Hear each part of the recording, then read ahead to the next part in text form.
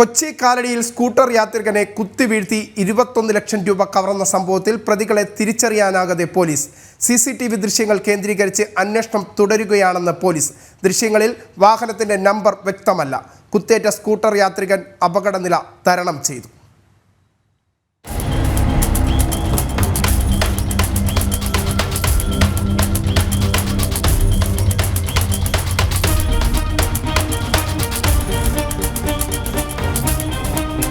കഴിഞ്ഞ ദിവസം വൈകിട്ട് കാലടിക്കടുത്ത് കാഞ്ഞൂർ റോഡിൽ ചെങ്ങൽ BSNL ഓഫീസിനടുത്ത് ഇട റോഡിൽ വെച്ചാണ് ബൈക്കിൽ വന്ന 2 പേർ സ്കൂട്ടർ യാത്രികന്റെ മുഖത്ത് സ്പ്രേ ചെയ്ത് കത്തികൊണ്ട് കുത്തിവീഴ്ത്തി സ്കൂട്ടറിലുണ്ടായിരുന്ന 21 ലക്ഷം രൂപ കവർന്നത്. 62 വയസ്സുള്ള കാഞ്ഞൂർ സ്വദേശി തങ്കച്ചനായിരുന്നു കുത്തേറ്റത്. ആലുവയിലെ സ്വകാര്യ ആശുപത്രിയിൽ തീവ്രപരിചരണ വിഭാഗത്തിൽ ചികിത്സയിലാണ് തങ്കച്ചൻ. വെജിറ്റബിൾ മൊത്തവ്യാപാര സ്ഥാപനത്തിലെ ക്യാഷ്യറായ തങ്കച്ചൻ കളക്ഷൻ തുക സ്ഥാപന ഉടമയെ ഏൽപ്പിക്കാൻ പോകുമ്പോഴായിരുന്നു ആക്രമണം. 4 പൊതികളിലായിരുന്നു സ്കൂട്ടറിൽ പണം സൂക്ഷിച്ചിരുന്നത്.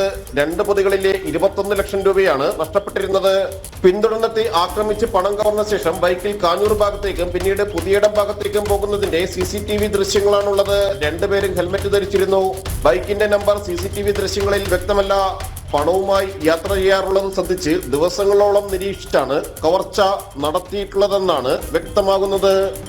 ജനം, കൊച്ചി.